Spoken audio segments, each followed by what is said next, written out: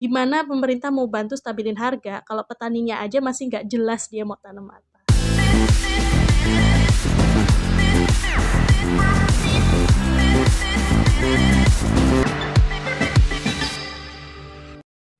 Assalamualaikum warahmatullahi wabarakatuh. Halo semua sahabat Taniel, apa kabar semuanya? Semoga kalian sehat selalu dan tetap semangat bertaninya.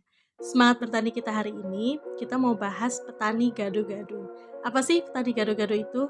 Buat yang baru gabung, silahkan klik tombol subscribe-nya. Karena apa? Karena mudah-mudahan petani milenial gisting ini bermanfaat bagi Anda yang benar-benar berjiwa bertani.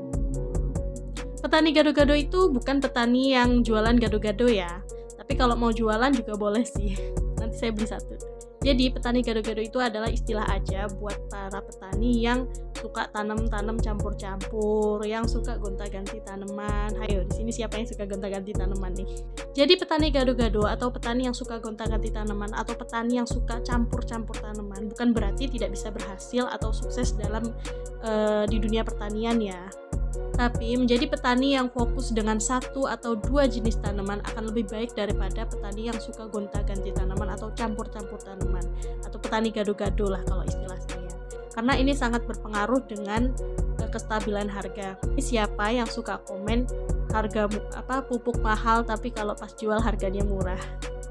Kalau kita fokus sama satu atau dua jenis tanaman, otomatis kita akan mendapatkan pembeli yang tepat untuk kita.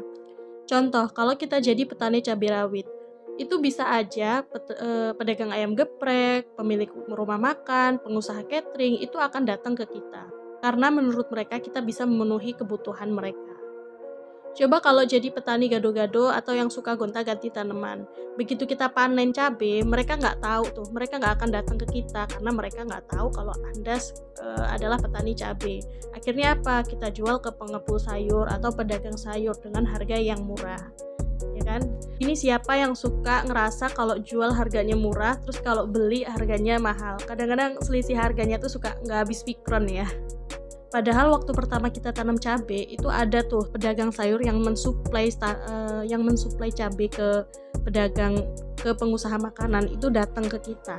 Tapi setelah cabai kita habis, kita nggak tanam lagi, kita ganti tanaman dengan tanaman yang lain. Rasa kalau tanam cabai itu nggak begitu menguntungkan, atau lihat tetangganya panen A terus jadi kita pengen, kita akhirnya ganti tanaman dan nggak tanam cabai lagi.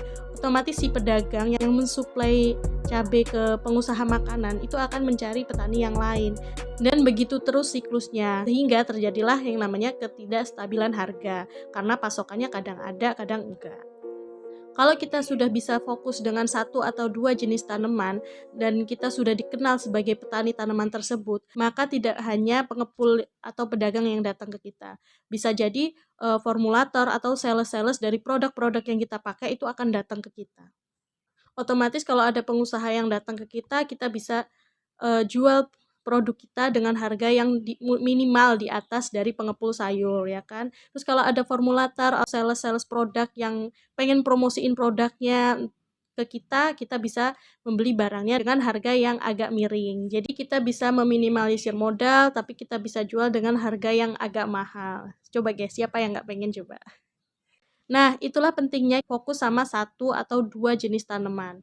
Kalau kita bisa fokus sama satu atau dua jenis tanaman, maka kita tidak akan kesulitan saat menemui masalah-masalah yang timbul dari tanaman tersebut. Lalu, bagaimana kalau udah terlanjur jadi petani gado-gado? Jadi, pasti selama menjadi petani gado-gado atau petani yang suka gonta-ganti tanaman, pasti sahabat Taniel tuh ada tuh satu jenis tanaman yang menurut sahabat Taniel tuh paling hoki lah misalnya, atau kayaknya ini paling saya bisa deh tanamnya, ini kayaknya saya paling mahir kalau tanam tanaman ini, atau yang sering dapat harga mahal, minimal nggak yang sering apes gitu ya, tanaman yang menurut sahabat Taniel hoki lah. Jadi sahabat Taniel bisa tanam tanaman itu lagi. Kalau sahabat Taniel belum seberapa pinter atau menguasai tanaman itu atau ahli dalam tanaman itu, sahabat Taniel bisa dalamin terus dengan belajar di YouTube atau di mana-mana, atau dengan belajar dengan petani-petani yang sudah benar-benar ahli, sehingga ketika mendapati masalah-masalah yang timbul dari tanaman itu, kita udah nggak bingung lagi tuh.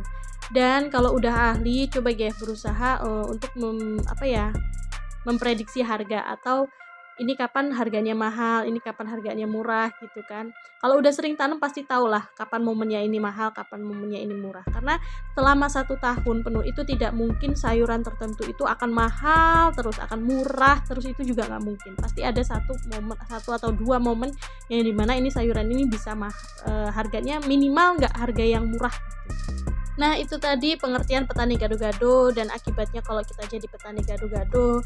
Tapi bukan berarti jadi petani gado-gado itu tidak akan berhasil atau tidak akan sukses. Tapi alangkah baiknya kalau kita bisa fokus sama 1 atau 2 jenis tanaman.